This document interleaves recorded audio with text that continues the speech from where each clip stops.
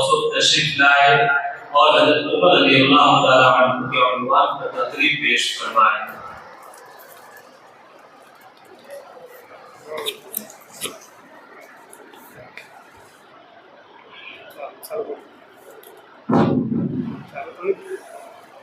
الحمدللہ رب العالمین والصلاة والسلام علی سید المرسلین وعلی آلہ واصحابہ اجمعین، اما بعد۔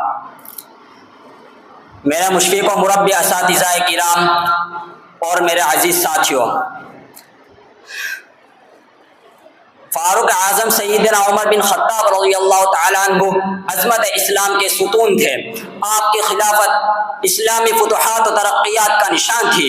حضرت عمر فاروق رضی اللہ تعالیٰ عنہ کا اسلام لانا، مکے سے ہجرت کرنا اور عہدہ خلافت پر متمکن ہونا مسلمانوں کے لیے خیر و فلاح کا ضامن تھا۔ حضرت عبداللہ بن مسعود رضی اللہ تعالیٰ عنہ فرماتے ہیں کہ حضرت عمر فاروق رضی اللہ تعالیٰ عنہ کا اسلام لانا فتح تھا، ان کی ہجرت نصرت تھی اور ان کی خلافت رحمت تھی۔ حضور صلی اللہ علیہ وسلم نے حضرت عمر فاروق رضی اللہ تعالیٰ عنہ کے مسلمان ہونے کے لیے دعائیں کی تھی۔ آپ کو دعا کا کرشمہ تھا کہ حضرت عمر فاروق رضی اللہ تعالیٰ عنہ کشے کشادر اقدس پر چلے آئے اور دولت ایمان سے مالا مال ہو گئے۔ رسول اللہ صلی اللہ علیہ وسلم یوں دعا فرمایا کرتے تھے: اللہم اعز الاسلام بابی جہل بن ہشام او بعمر بن الخطاب۔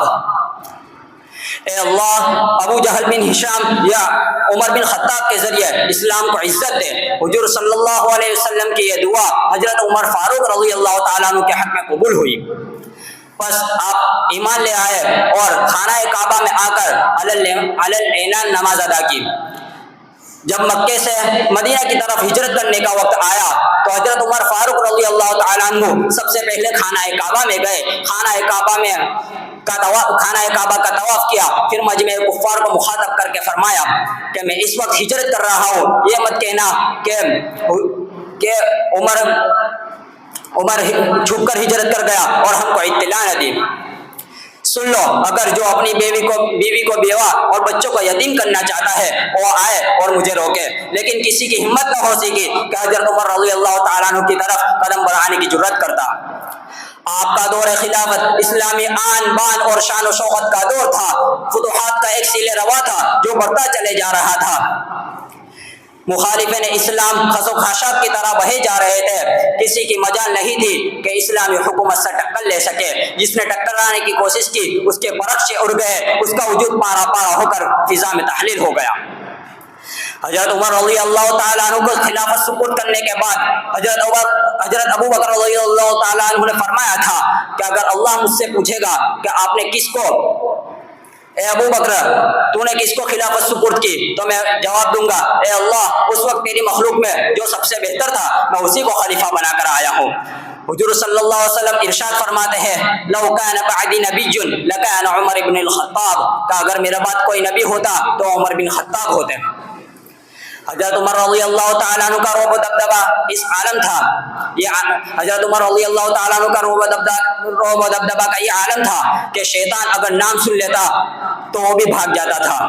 ایک مرتبہ حضور صلی اللہ علیہ وسلم کے پاس قریش کی چند عورتیں بیٹھی ہوئی تھی اور حضور صلی اللہ علیہ وسلم سے بلند آواز سے باتیں کر رہی تھی۔ اتنے میں حضرت عمر رضی اللہ تعالیٰ عنہ نے اندر آنے کی اجازت مانگی۔ عورتوں نے حضرت عمر رضی اللہ تعالیٰ عنہ کی آواز سنی اور پردے کے پیچھے جا کر چھپ گئے اور خاموش ہو گئی، سناٹا چھا گیا۔ اتنے میں حضرت عمر رضی اللہ تعالیٰ عنہ اندر آئے، حضور صلی اللہ علیہ وسلم مسکرا رہے تھے۔ حضرت عمر رضی اللہ تعالیٰ عنہ نے فرمایا اضحک اللہ سنک یا رسول اللہ، اللہ آپ کو ہمیشہ خوش رکھے۔ اے اللہ کے رسول، آپ اس وقت کیوں ہنس رہے ہو، کیوں مسکرا رہے ہو؟ حضور صلی اللہ علیہ وسلم نے فرمایا میں ان عورتوں کی حرکت پر مسکرا رہا ہوں کہ ابھی میرے پاس بیٹھی ہوئی تھی اور آپ کی آواز سن کر پردے کے پیچھے جا کر چھپ گئی اور چپ ہو گئی۔ حضرت عمر رضی اللہ تعالیٰ عنہ فرمایا کہ اپنی نفس کی دشمنوں، تم حضور صلی اللہ علیہ وسلم سے نہیں ڈرتی، مجھ سے ڈرتی ہو؟ تو عورتوں نے کہا ہاں آپ بہت سخت ہو۔ حضور صلی اللہ علیہ وسلم نے فرمایا اس پاک ذات کی قسم جس کے قبضے میں میری جان ہے، جب شیطان بھی تم کو کسی راستے پر چلتے ہوئے دیکھ لیتا تو وہ دوسرا راستہ اختیار کر لیتا تھا۔ میں اس بات پر اپنی تقریر ختم کرتا ہوں۔ وآخر دعوانا الحمد للہ رب العالمین۔